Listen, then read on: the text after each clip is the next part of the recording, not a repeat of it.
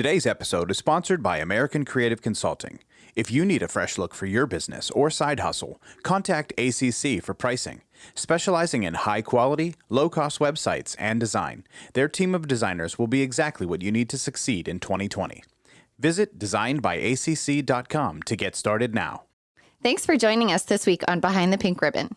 Help us to share the word by sharing this podcast with a friend or family member. On this episode, I had the pleasure of talking with Dani Grass from Pittsburgh, Pennsylvania. Dani is a two-time cancer survivor. She was diagnosed in 2005 with stage 4 colon cancer at the age of 21. She was diagnosed a second time with breast cancer in 2016 at the age of 31. She candidly shares her experience with both cancers.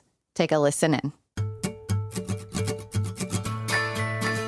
Welcome to Behind the Pink Ribbon, where we share stories, information, and other content related to breast cancer. My name is Melissa Adams. I am a 12-year genetic breast cancer survivor.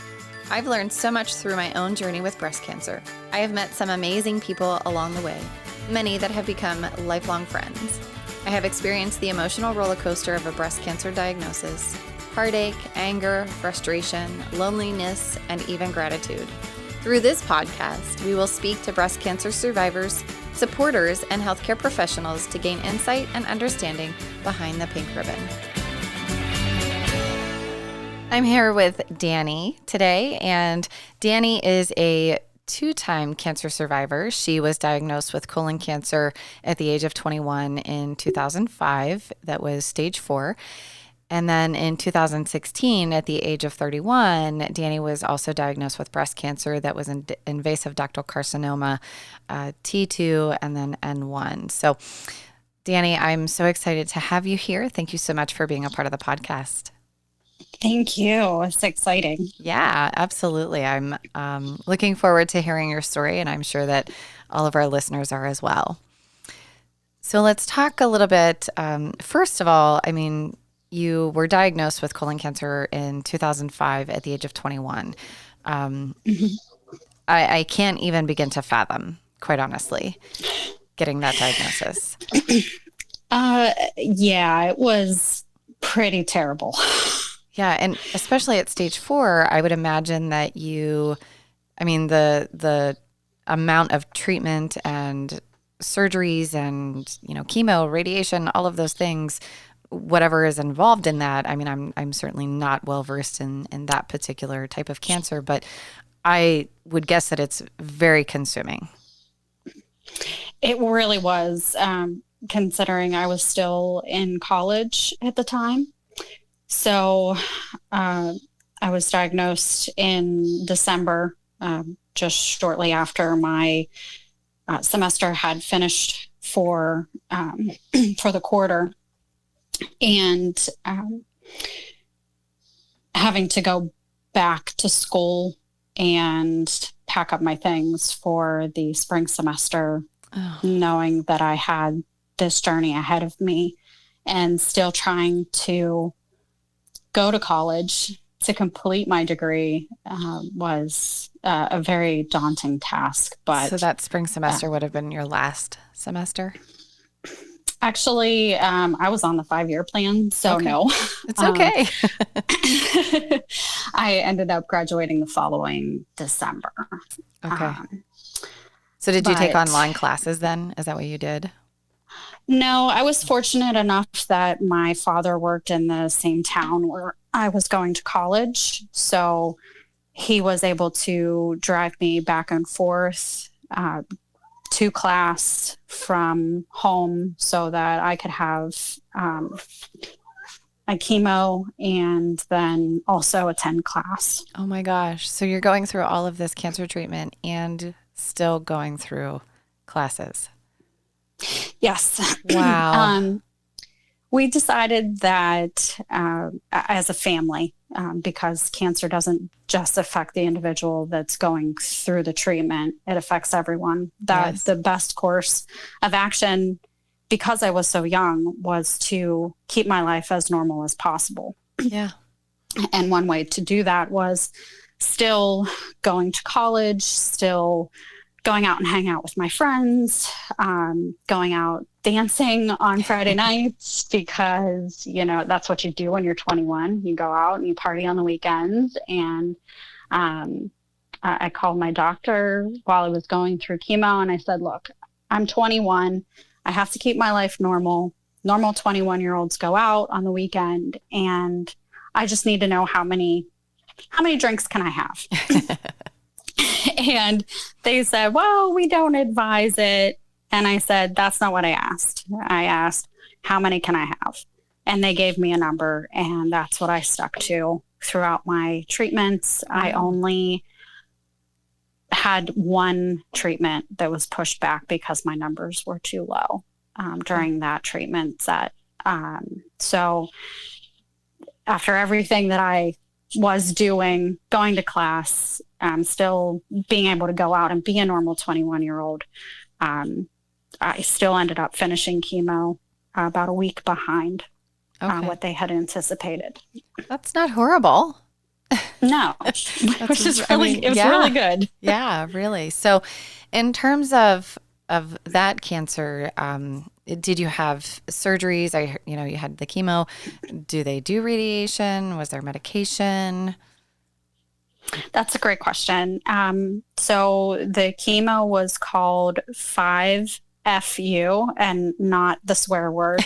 Although it'd be great if it would, if it were called that. Exactly.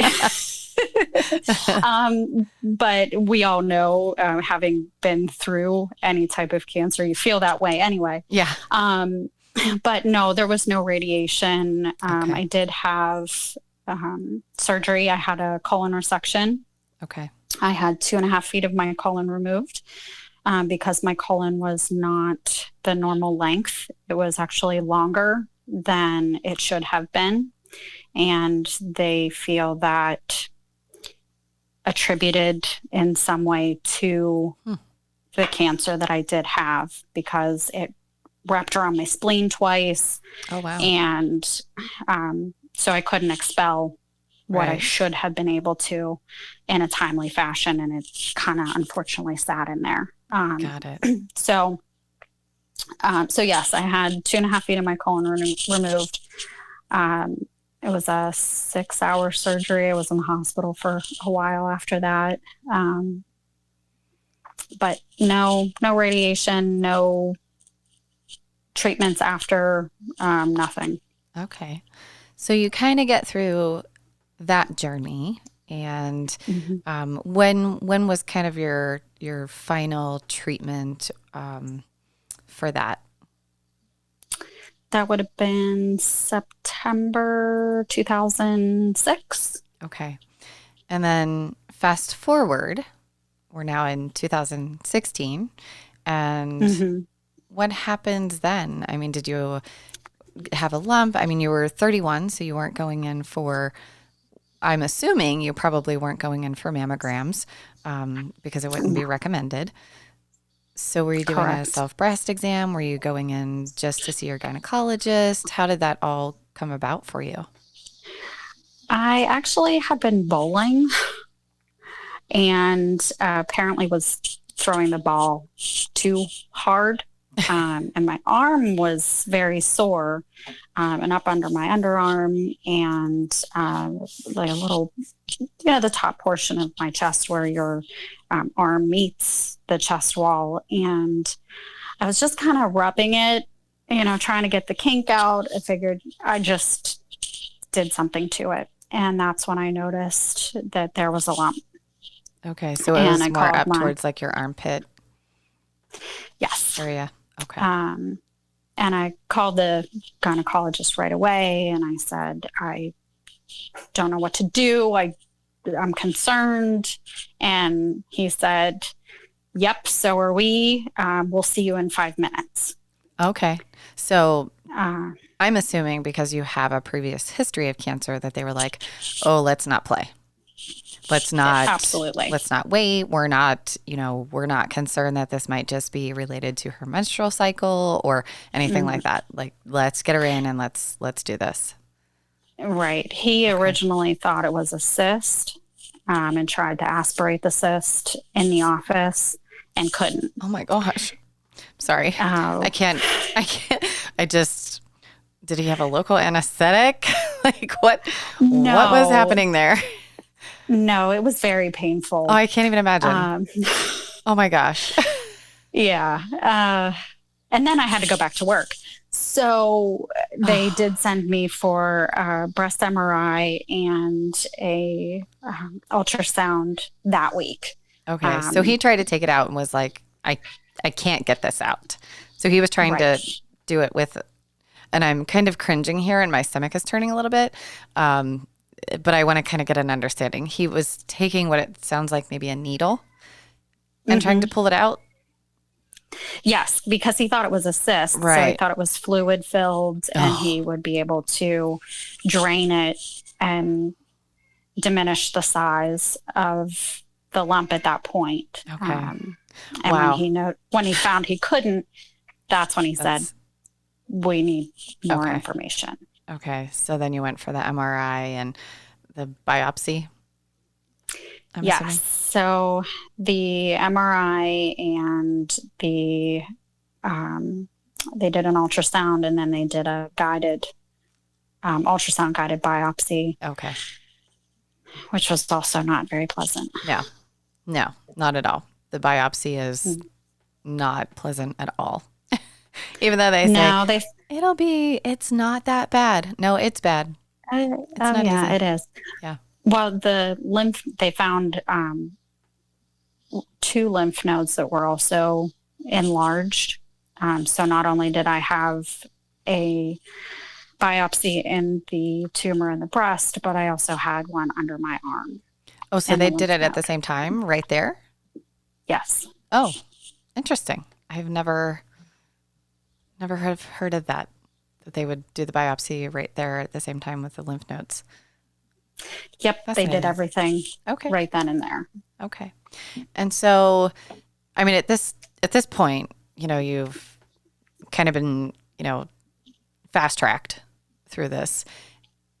Absolutely. I would imagine that you're probably feeling pretty nervous, that it is cancer. And so what were you kind of thinking? I mean, you had already gone through so much with a colon cancer, and now you're, sitting there facing the potential of breast cancer.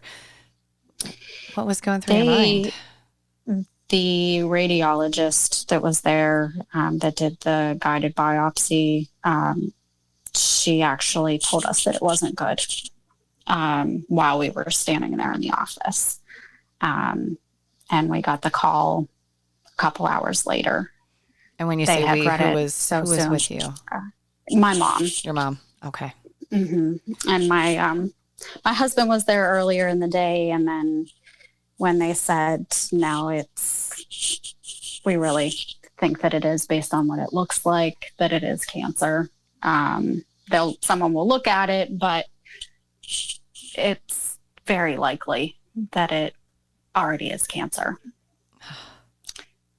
So my mom called my husband back and said, you're not going to work today. You need to come back. We need to all be together and work through this, talk through this, and find out what we need to do next. Yeah. I mean, I can't, again, it's hard enough when you go through it one time. It's hard, again, being 21, going through it, and then a second time and a different cancer. And so much time has gone past between, and thinking, I'm good. I mean, did you think that? I mean, did you have those feelings of like were you kind of blindsided by this, or yes, did they kind of, okay. I mean, so the November before, I had gone and seen my original colon oncologist. And at that point, I was already post my diagnosis a full 10 years. Yeah. And after having 10 years of clean scans and, sorry, I couldn't choke up. That's okay. He said that I was cancer free. And 6 months later, I'm sitting back in another oncology office being told I have cancer again. Yeah, I can't. It was hard, to say the least. It was like being slapped in the face. Yeah. I mean, like I said, I can't begin to imagine. And, I feel for you. I'm, sometimes I'm at a loss for words when things like this happen. And that would be the case right now. So I feel for you. And I think that given your experience, that it is so important to share your story, because I think it's important to share everybody's story, but, stories like this where that is the case, where 10 years out, you're told that you're cancer free. And then the next thing you know, around the corner comes another diagnosis or even a different diagnosis.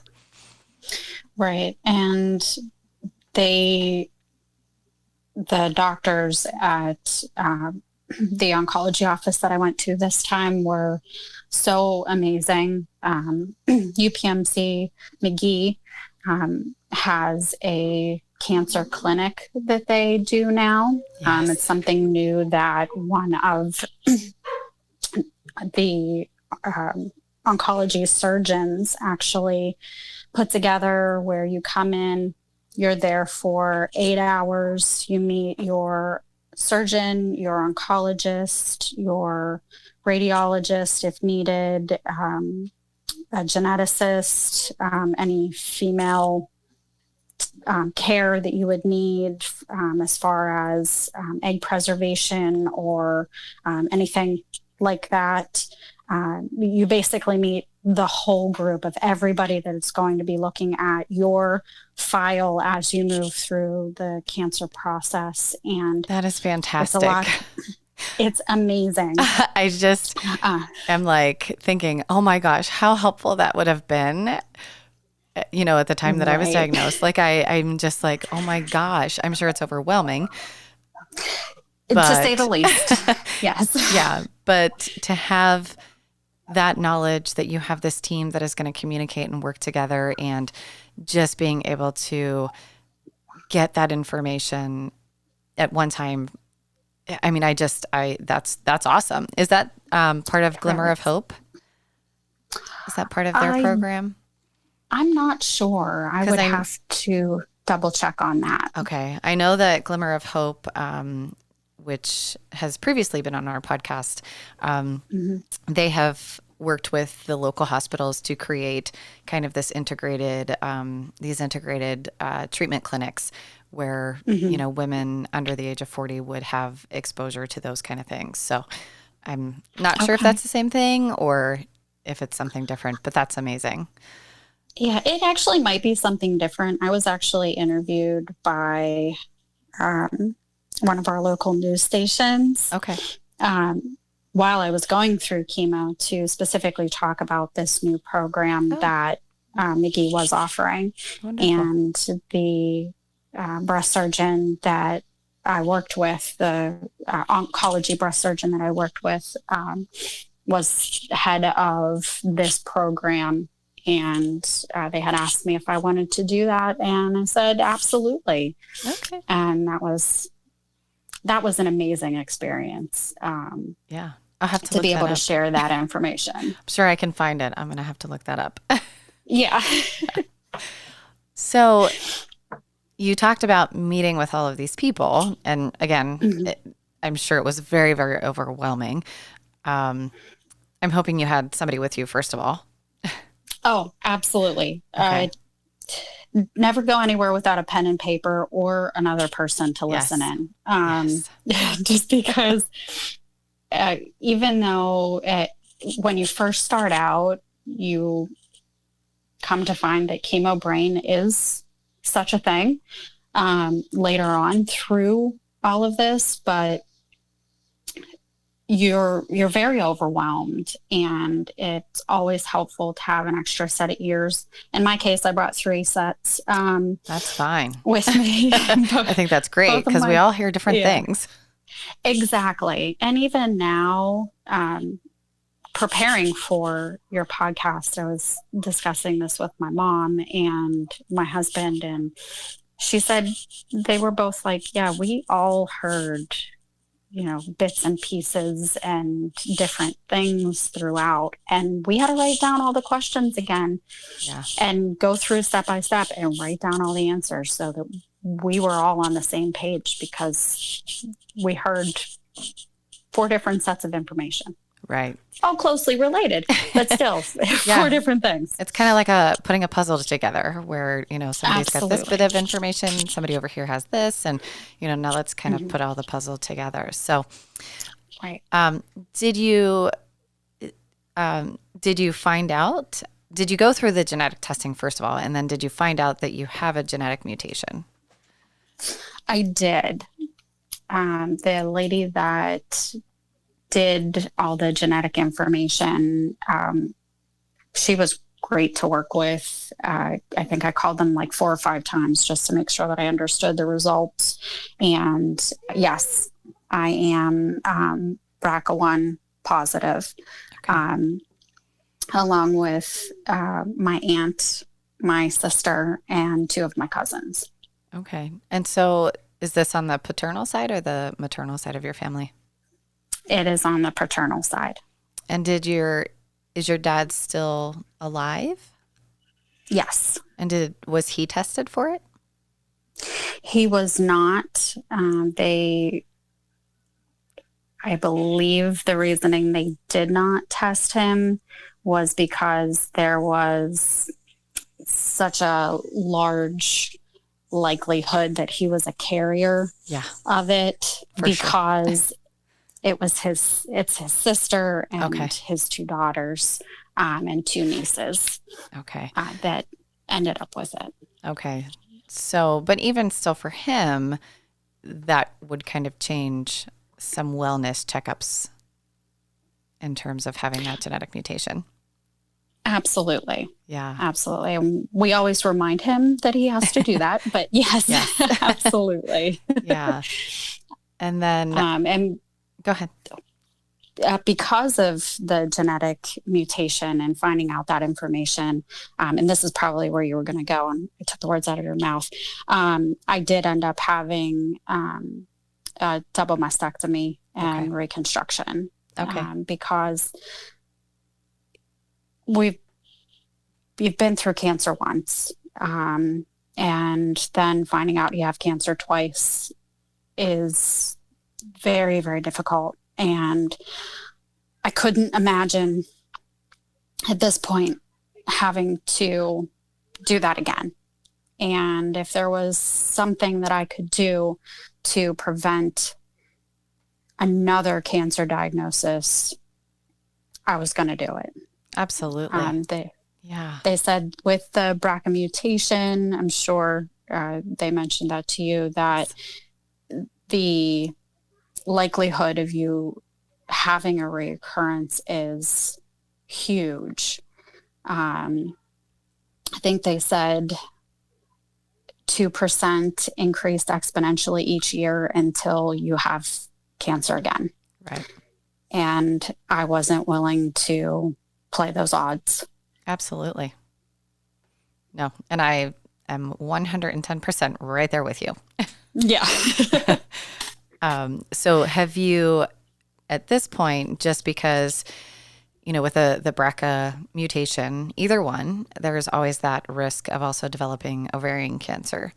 So have you already gone through like the hysterectomy and oophorectomy, or is that something that's kind of out there and you're waiting? Where are you with that? We're waiting. Okay. In talking with my oncologist, she said no later than when I'm 40. Right. So I still have a few years. Yeah. And unfortunately,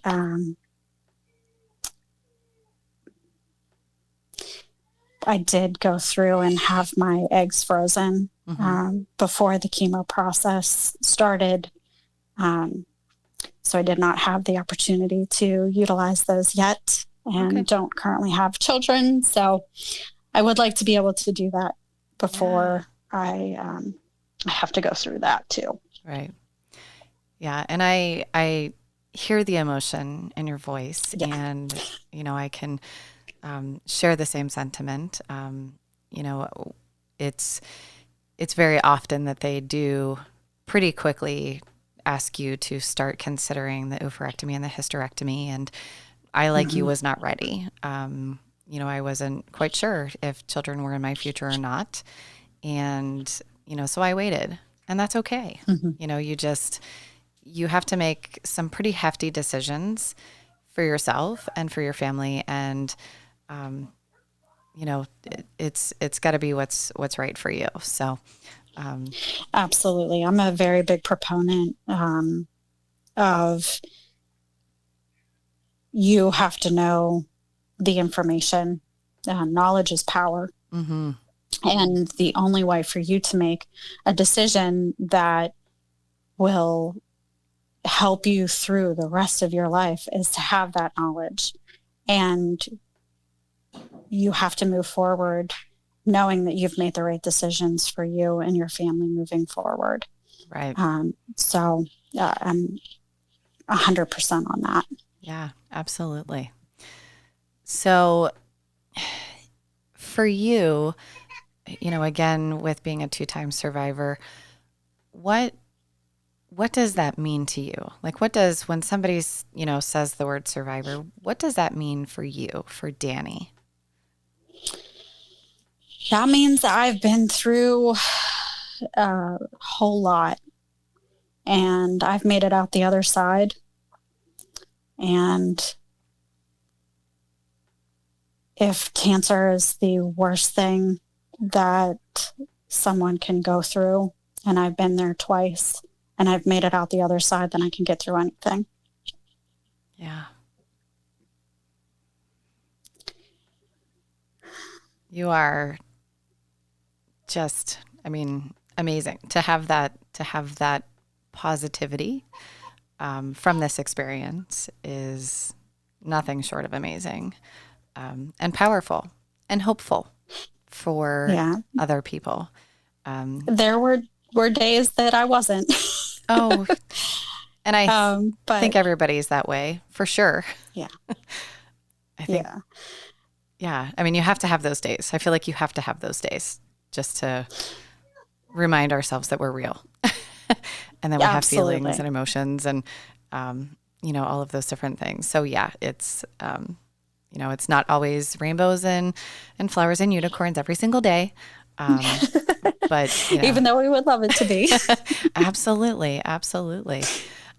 So kind of thinking about it, obviously you have the support of your parents and, it sounds like your family around you and, not just once, but twice. And, the second time having your husband around, was he there as part of the first diagnosis? Was he, is this somebody that you kind of met during college or, was he any part of that?